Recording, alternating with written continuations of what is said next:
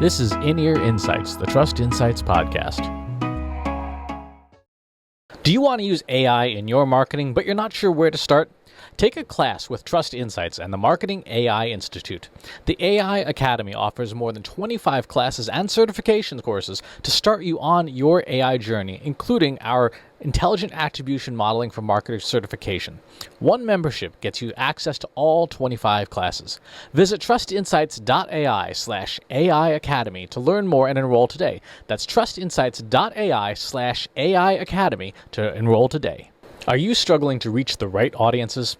Trust Insights offers sponsorships in our newsletters, podcasts, and media properties to help your brand be seen and heard by the right people. Our media properties reach almost 100,000 people every week, from the In-Ear Insights podcast to the Almost Timely and In the Headlights newsletters. Reach out to us today at trustinsights.ai/contact to learn more. Again, that's trustinsights.ai/contact. In this week's In-Ear Insights, we are talking 2021 and planning. Yeah, even though with all current events, forecasting is, as we've covered previously on the show, darn near impossible. We still have to do our due diligence as companies, as executives, as owners, and plan for the year ahead, what to do.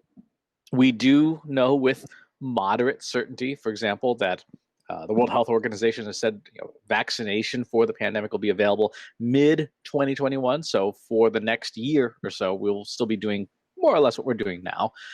So with that backdrop, and whatever else the world wants to throw at us, whatever happened to those murder hornets? They just vanished. I think I had one on my window the other night. It was a good 5 inches long, and I was like, oh, there it is. There you go. With that backdrop, how do we plan, Katie? How do we do our best estimates? And we've talked about scenario planning in the past, but for folks who are doing it right now, budgeting, strategy, what's the solution? Or what's a solution? Any solution? A solution, any solution. Well, we're going to tell you to start back at the beginning and look at the data that you have. And so one of the things that I'm doing right now for Trust Insights is I am looking at all of our data in terms of, our channels and where people are coming from, what kinds of activities they're doing. And while it's not a true fair comparison, I'm looking at which channels have dropped off, where people aren't coming from anymore to our website, what they are no longer doing, with that big grain of salt, knowing that things have changed for people, their budgets have been cut, jobs have been turned over, all of those things.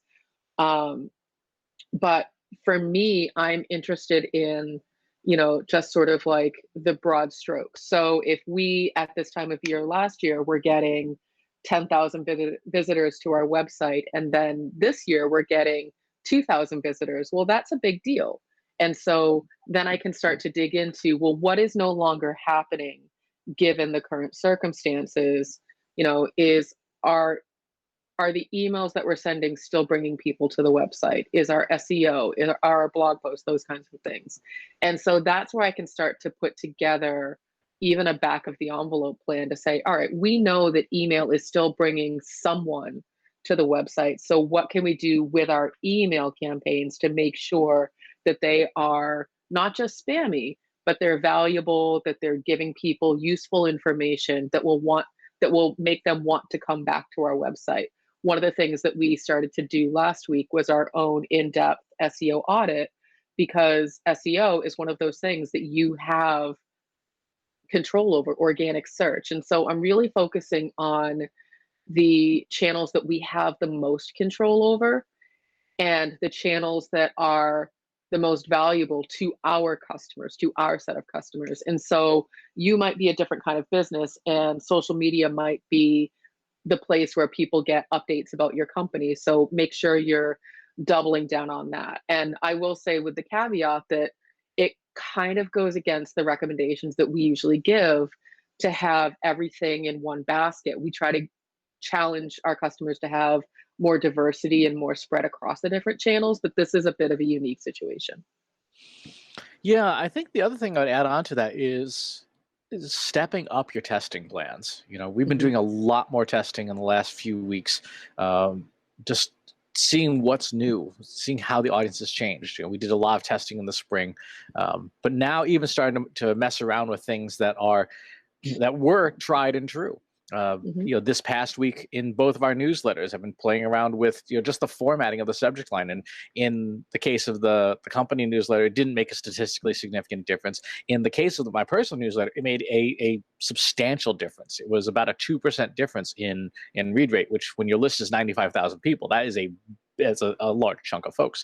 It's like 1,800 people. So to your point, looking at the data, but then starting to test everything, test every assumption, fire up. We've said in the past, you should have a plan for testing, and you should Mhm. have a strategy, and you should have a good idea of things that matter to test. I'm gonna, again, like you just said, counteract that advice a little bit Mhm. and say, like, look, if you're not testing because you feel like you're being held up by that, then just test something, test anything, just start. Change a button color and just see if there's any statistically significant difference. Because right now, we don't know what's working. We know that what's working is sort of the short term, but we don't know what's going to work because the environment is continually changing. So a huge part of what we were suggesting for 2021 is keep testing everything, test every assumption you have, because it's going to turn out that some things work and other things don't. I wholeheartedly agree with that. I think that we have entered such a unique scenario that there is no precedent to say, well, last time when this happened, here's what we did about it. So I think testing is such an important thing to do right now. Talking to your customers, talking to your, networks, doing short surveys. If you run a Slack group, do a quick survey. If you run a social media group, do a quick survey. What do you need? What are you working on? What are you thinking about? What are your challenges?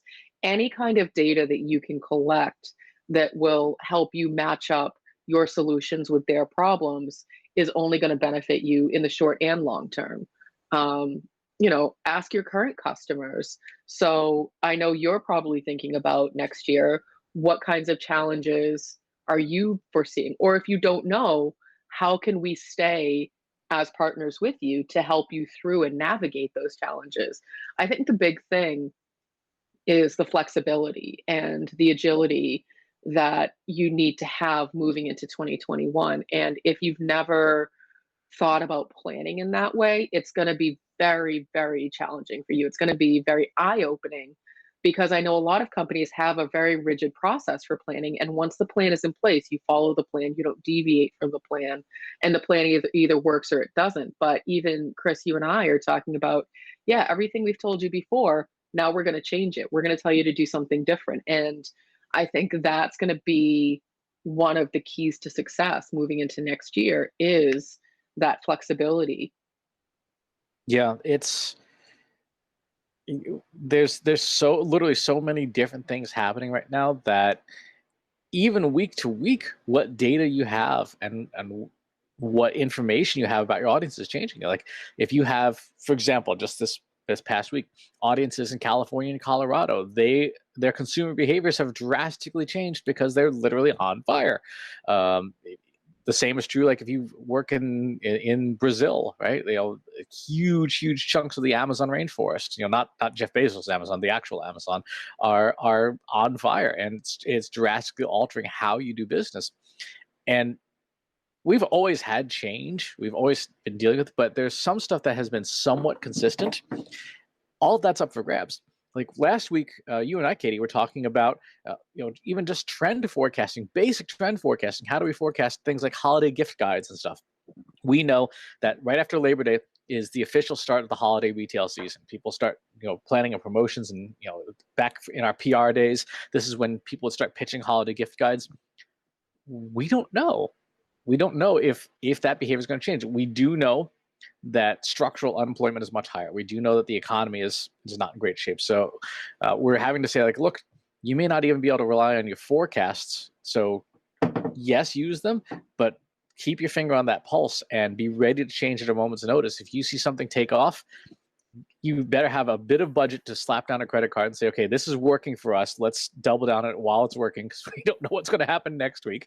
And if something's not working, and I think this is really important to your point, Katie, be able to pull the plug on it sooner rather than later. If you have a campaign and you've spent the $1 million campaign, you've spent the first $50,000 and you're not seeing any results, do not just pour the other $950,000 into it because it's on the plan. Like, stop and say, you know what, we're not seeing statistically significant results with a 5% sample. Let's reevaluate.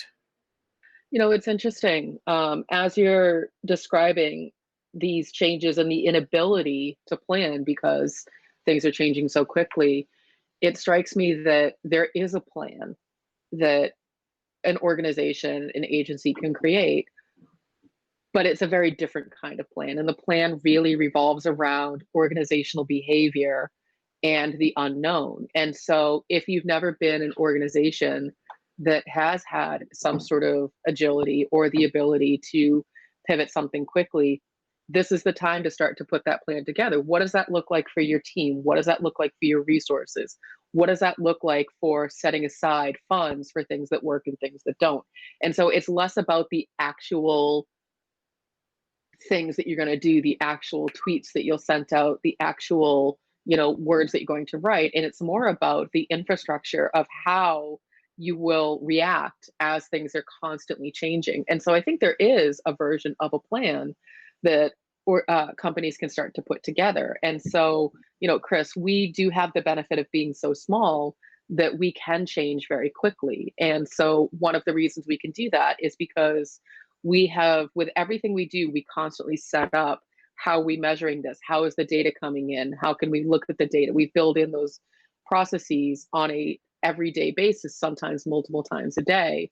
And we've automated a lot of that. And so I think that the opportunity right now for marketers is to build those kinds of plans. How can I set up an infrastructure of continual and constant measurement so that I can pivot? How can I put together a rough outline of an email calendar, knowing that that might change? And so I think that that is the plan that people should be putting together right now, is more of the organizational behavior and the infrastructure versus the actual things that you'll be doing. So where do you start with that? What's the starting point for an organizational behavioral change plan? You have to start with an audit. You need to look at the systems that you have and the people that you have. And you even sort of need to do that, risk analysis of, will the organization support us doing this sort of, out of the box thinking kind of plan, or is that too risky because, we are so structured within our budgets that we have to know exactly what we're going to do. And so it's a great time now to start to have those conversations of, we don't know what's going to happen, but here's what we plan to do responsibly with the money that you're going to give us. And it's constant testing and it's constant iterations. And so you need to make sure that you have the infrastructure set up. So do an audit of your tech stack, see what systems that you're using. Do you feel confident in the data that goes in and out of those systems? Do you have a structure that allows you to easily report on that data that people can understand? Take a look at your team, do an audit of your personnel and say, who do we have? What are the strengths? Where are the areas for improvement? Where can we deploy people so that they are as effective as possible? And so it's really doing an audit of those things first. Then you can also roll in an audit of, here are the marketing activities that we're currently doing. Here's what works, here's what doesn't work. So it's really sort of doing that. You're doing this similar type of planning that you would moving into any major like half year, new year, quarter, but you're looking at it from a different angle with the idea that you could change at a moment's notice. So how do you set up yourself for success to be able to pivot quickly? And then on the flip side, what are the things that aren't going to change? One of the things I think the pandemic has done a really good job of is highlighting the things that are actually essential. Because when everything stops, like, oh, I really miss this, and this. Like I miss going to the grocery store or eating inside of a restaurant or whatever the thing is that you in particular miss. A lot of what I've seen and heard talking to people is that they miss things like having a sense of community. There is especially for folks who work in physical offices, there is a definite and distinct difference to being virtual. There is a change in people's workday. You and I were talking about one of our friends who's, their kid is going to be subject to 5 hours of Zoom calls a day from now on. Yeah. Oh my goodness. So the question is, what is consistent, and can you market to those things? One of the things that we've been saying for just about a year now, since our Social Networks 2020 report last year, is that private communities are really important. If you had not already started a Slack group or a Discord group or even a Facebook group or something, the opportunity for that is now. And obviously we've discovered over the past 6 months in the pandemic, those communities, for some people, they're literal lifelines. So if you're not investing in that type of community, just to give people a place to, frankly, network, with the absence of in-person events, that's the closest thing you're going to get to, standing in the hotel chicken buffet line and meeting somebody new is seeing who's in those communities. And of course, shameless plug, if you're not part of the Analytics for Marketers Slack group, you should go join it over at trustinsights.ai/analytics for marketers. But what else hasn't changed? What else are the things that we should be planning around that we know people will in some fashion probably do? I think content is a big, sort of the obvious, blinking light. People are home. People are listening to podcasts. People are watching TV, live streams, YouTube videos. Content is a constant. The way in which you deliver content might be changing, but the content itself still needs to be created. People still need to understand how your thing works, understand the case studies, understand, how this benefits them, give them sort of that future thinking thought leadership. So that's the creating the content is the constant. The delivery of the content is what's changing. And so whether that's via email, a live stream, a podcast, you're listening to our podcast right now, which we have consistently been creating for almost 2 years, maybe a little bit longer. And, we're always trying to provide new and helpful and relevant information. So I think that's one of the other constants is the content creation. How it's done, that's what's up for grabs. Yeah, the other thing is, again, this is, harkens back to earlier. Take a look at your data and compare it to previous times, because you're going to see some major changes. One of the big things that we've seen change, podcasting has taken a bit of a hit because people don't listen to it on their commute anymore because they don't have a commute in a lot of cases, or in some cases now. We've seen email drastically change and improve over the pandemic. So if you've got channels that you've kind of written off, like oh yeah, we send the email newsletter because we've always done it or whatever, but we're not really investing in time and resources, go and check your data. Go and make sure that it is still not working, because it may have started working while you're paying attention to it. And it's really, really important. For reference, at the beginning of the pandemic, my Almost Timely newsletter was averaging around a 10% open rate, give or take. And since the pandemic started, and consistently since then, it's been up to a 15%. So it's a 50% increase in attention in 6 months, because, like you said, Katie, people are reading stuff and things. So check all your channels. Mm-hmm. So to wrap up, planning doesn't have to mean just throwing your hands in the air, nor does it have to mean, staying the course if the course is about to lead you over a waterfall. Stop the ship, look around, try to get a sense of where the currents and the tides are going, and to the best of your ability, go with them by paying rabid attention to your data. And being willing and able organizationally to make a change when change is called for. If you have questions about this episode or anything we've talked about, please hop on over to our Slack group over at Analytics for Marketers, trustinsights.ai/analytics for marketers. And while you're over on the Trust Insights website, subscribe to this show and to our weekly newsletter featuring fresh data every week. Thanks for listening. We'll talk to you soon. Take care. Want help solving your company's data, analytics, and digital marketing problems? Visit trustinsights.ai today and let us know how we can help you.